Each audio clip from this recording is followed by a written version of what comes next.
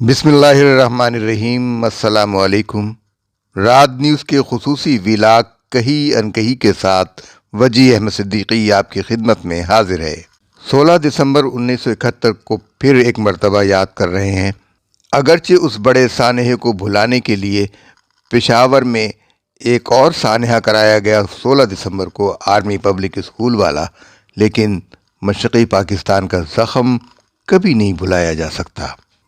پاکستان میں ایک بڑے عرصے تک سقوط مشرقی پاکستان کے ذمہ داروں میں شیخ مجیب الرحمان، اندرا گاندھی اور ذوالفقار علی بھٹو کو سمجھا جاتا رہا، لیکن اس کے اصل ذمہ دار general Ayub Khan, general Agha Muhammad Yahya Khan, general tikka Khan اور جنرل امیر عبداللہ خان نیازی تھے۔ ایوب خان کے لیے قائد اعظم کا حکم تھا کہ اسے کسی اعلیٰ عہدے پر فائز نہ کیا جائے، لیکن یہی ہوا کہ ایوب خان کو اعلیٰ عہدوں پر فائز کیا گیا، اور قائد اعظم کو جس بات کا خدشہ تھا کہ اس کے عزائم سیاسی ہیں، یہ ملک کے اقتدار پر قبضہ کر بیٹھے گا، اسکندر مرزا اور غلام محمد جو گورنر جنرل تھے اور قادیانی وزیر خارجہ سر ظفر اللہ خان کی مدد سے ایوب خان نے اقتدار سنبھال لیا۔ جب پاکستان کی عمر 25 سال تھی، اس وقت اس کا ایک بازو کاٹ دیا گیا اور پاکستان کی فوج کو ہتھیار ڈالنے پر مجبور کر دیا گیا۔ 1948 کے شروع میں ایک رات ایسی آئی کہ پاکستان پر بھارتی حملے کا خطرہ شدید تھا۔ قائد اعظم رحمۃ اللہ علیہ نے کابینہ کی میٹنگ بلائی۔ رات کے 2 بج گئے۔ کابینہ کسی فیصلے پر نہ پہنچ سکی تو قائد اعظم نے وزراء سے کہا، آپ لوگوں پر تھکاوٹ کے آثار ہیں، اس لیے آپ جا کر آرام کریں۔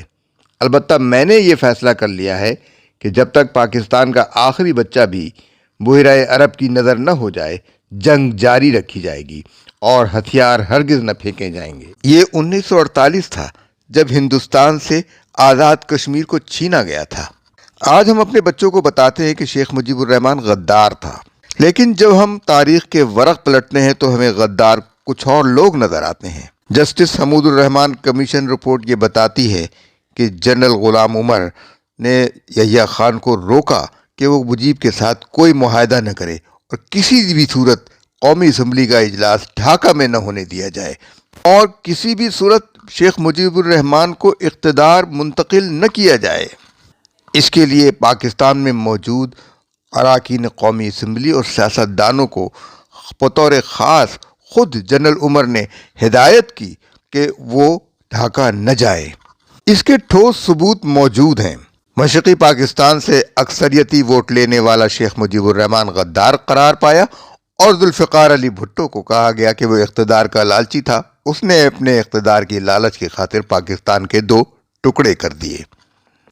لیکن راجہ انار خان جو شیخ مجیب الرحمان کی حفاظت پر مامور تھے، ان کا انٹرویو جناب مجیب الرحمان شامی نے لیا۔ اس انٹرویو کو اگر سنیں تو جس کے اندر شیخ مجیب الرحمان اور ذوالفقار علی بھٹو کی ملاقات ہوتی ہے، تو اس کے نتیجے میں شیخ مجیب الرحمان بنگلہ دیش کے قیام پر پھوٹ پھوٹ کر روتا ہے اور اللہ سے گڑ گڑا کر کہتا ہے کہ اے اللہ، میں نے ایسا تو نہیں چاہا تھا۔ یہ ساری ریکارڈنگ پاکستان کی انٹیلیجنس کے ریکارڈ میں موجود ہے۔ شیخ مجیب الرحمان بھٹو سے کہتا ہے کہ مجھے ٹیلی ویژن پر لے چلو، میں اعلان کروں گا کہ پاکستان ٹوٹا نہیں ہے، ہم سب ایک ہیں۔ لیکن پانی سر سے گزر چکا تھا۔ پھر شیخ مجیب ادراک کرتے ہوئے کہتا ہے کہ بھٹو، تم نے صحیح کہا تھا کہ ادھر تم ادھر ہم۔ تجزیہ نگاروں کا کہنا ہے کہ دراصل بھٹو مجیب کو مفاہمت کی دعوت دے رہا تھا۔ دونوں جماعتیں شراکت اقتدار کے ساتھ حکومت کرتی تو پاکستان بچ جاتا، لیکن یہ مفاہمت نہ جنرل غلام عمر نے ہونے دی، نہ ہی ان کے قادیانی ساتھیوں نے۔ شیخ مجیب کے بارے میں بالکل صاف طور پر، واضح طور پر یہی کہا جا سکتا ہے، حرف غلط نہ تھا، مجھے سمجھا گیا غلط، لکھا گیا غلط، کبھی بولا گیا غلط، میں بھی غلط نہ تھا، میری باتیں غلط نہ تھیں، مجھ کو میرے کلام کو جانچا گیا غلط، میزان ٹھیک تھا، پلڑے درست تھے، لیکن یہ کون دیکھتا ہے کہ تولا گیا غلط، مجھ میں نہیں تھے عیب، کسوٹی میں عیب تھے، میرا تھا یہ قصور کہ پرکھا گیا غلط، طوفان کے بعد اہل تدبر کو ہے یہ فکر، ساحل کا تھا قصور کہ دریا گیا غلط، افراد ہیں غلط یا غلط ہیں تصورات، یا اس معاشرے ہی کو ڈھالا گیا غلط۔ آج بنگلہ دیش میں جماعت اسلامی کے لوگ پاکستان کی حمایت کی سزا پا رہے ہیں، لیکن یہ سزا اس وجہ سے بھی ہے کہ انہوں نے اپنے بانی امیر کی بات نہیں مانی، بانی امیر مولانا سید ابوالعلا مودودی کی بات۔ پروفیسر سلیم منصور خالد اپنی کتاب البدر میں اس بات کا ذکر کرتے ہیں کہ متحدہ پاکستان میں مولانا مودودی سے مشرقی پاکستانی طلبہ کی آخری ملاقات ہوئی تھی اکتوبر 1971 کے پہلے ہفتے میں۔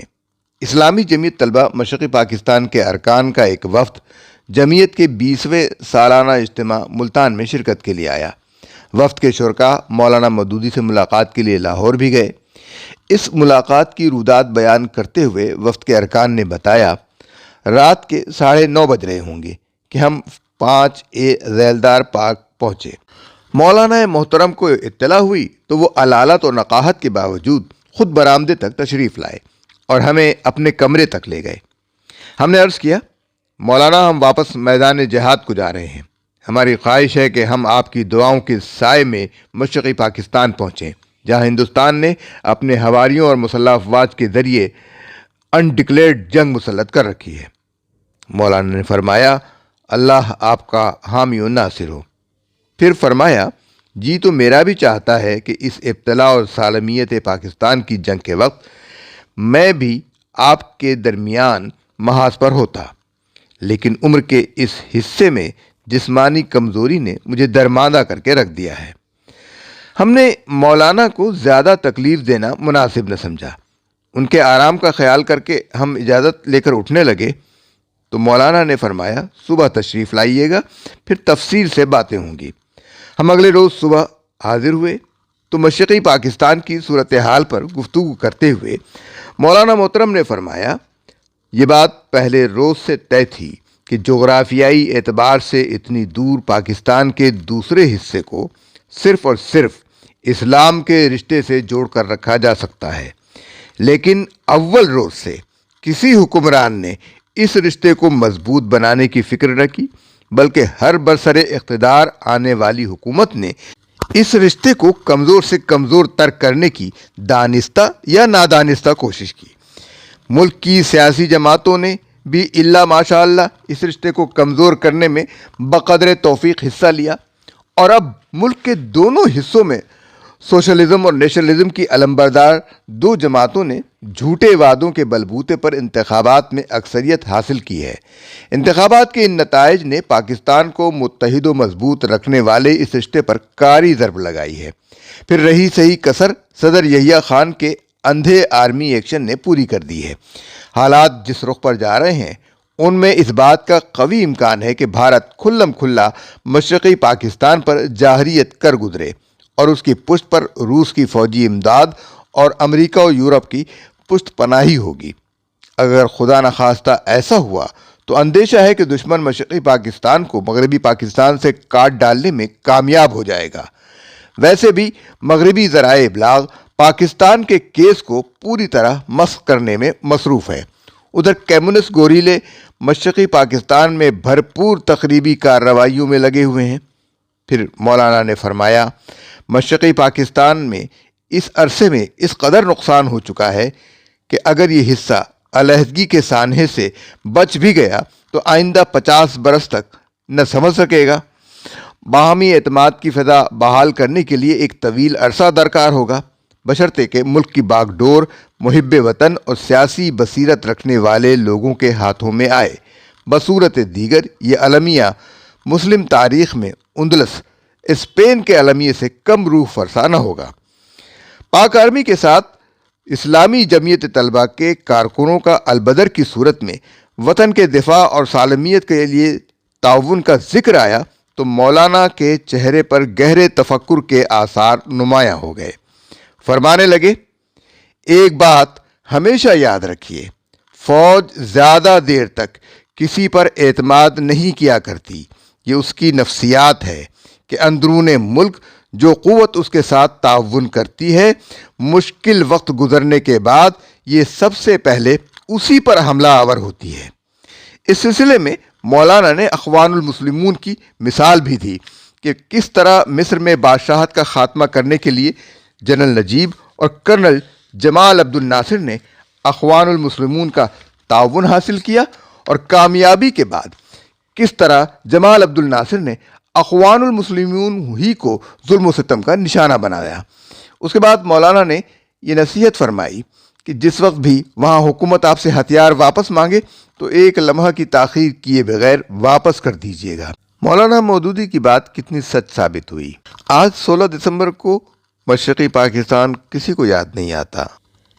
بے شک شکست بڑا تلخ تجربہ ہوتا ہے، لیکن زندہ قوموں کی تاریخ میں بارہا ایسا ہوا کہ ایک شکست ان کے لیے بڑی فتح کا پیش خیمہ بن گئی، اور وہ قومیں پہلے سے زیادہ معزز اور مضبوط بن کر ابھریں۔ لیکن ہمارے یہاں شکست کی تلخی اس حد تک بڑھی کہ اہل وطن ان جانثاروں کو بھی بھول گئے جنہوں نے اپنی کڑیل اور بے داغ جوانیاں مکتی باہنی کے تخریب کاروں اور بھارتی فوجیوں کے مقابلے میں دفاع پاکستان کی خاطر قربان کر دی۔ اور اب تو یہ عالم ہے کہ 1971 کے ان شہیدوں اور غازیوں کا نام تک پاکستان میں لینا گوارا نہیں کیا جاتا۔ وہ لوگ بھی ہمارے ہی تھے جو مشرقی پاکستان کے سبزہ زاروں اور دریاؤں کے پانیوں کو اپنے لہو کی سوغات دے گئے۔ وہ نوجوان ہمارے جسد ملی ہی کا حصہ تھے جنہوں نے بنگالی ہوتے ہوئے بنگلہ قوم پرستی کے بت پر البدر کی صورت میں تیشہ چلایا، اور قائد اعظم رحمۃ اللہ علیہ کے متحدہ مشرقی و مغربی پاکستان کا سبز ہلالی پرچم اٹھایا۔ مگر ہمارے اندر احساس کی چنگاری اس طرح بجھ گئی کہ ہم ان غریب الوطن جوانوں، شہیدوں اور غازیوں کو یکسر بھول گئے یا بھلا دیے گئے۔ طرفہ تماشا یہ کہ جن موقع پرست سیاستدانوں اور بزدل بادہ مست جرنیلوں نے اس گھر کو آگ لگائی، اس مملکت کو دولخت کر دیا جو جنوبی ایشیا میں امت کی امیدوں کا واحد مرکز تھی، ان کی شان میں قصیدے پڑھے جاتے ہیں۔ حیف اب وقت کے غدار بھی رستم ٹھہرے۔ جن کے لہو سے دو قومی نظریہ منور ہو گیا، انہیں کوئی یاد نہیں کرتا۔ اگر ایک کردار نے تاریخ کے صفحے آلودہ کر دیے تو شہیدوں نے اسی تاریخ میں عظیمت کا روشن باب رقم کیا اور آنے والی نسلوں کے لیے روشنی کے مینار بن گئے۔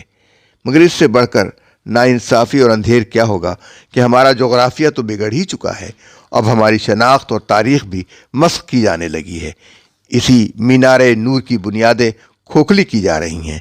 شاعر، محقق، صحافی، ادیب الا ماشاء اللہ پہلے بھی المیہ کے مجرموں میں شامل تھے کہ وہ غاصب اور نائل حکمرانوں کے ہر فعل کی تعریف میں زمین و آسمان کے قلابے ملاتے، ان کی ہر کج روی پر پردہ ڈالتے اور ہر حماقت کو تاریخ کا سنہری باب قرار دیتے۔ یہ قلم بدست طائفہ آج بھی اپنی شناخت اور تاریخ کو مسخ کرنے کے اس کھیل میں برابر شریک ہے۔ ہمارے سادہ لوح عوام ماضی میں اس المیہ کی ذمہ داری سے بری الذمہ نہ تھے کہ انہوں نے تحریک پاکستان کے نعرے لا الہ الا اللہ کا کسی سے حساب نہ لیا۔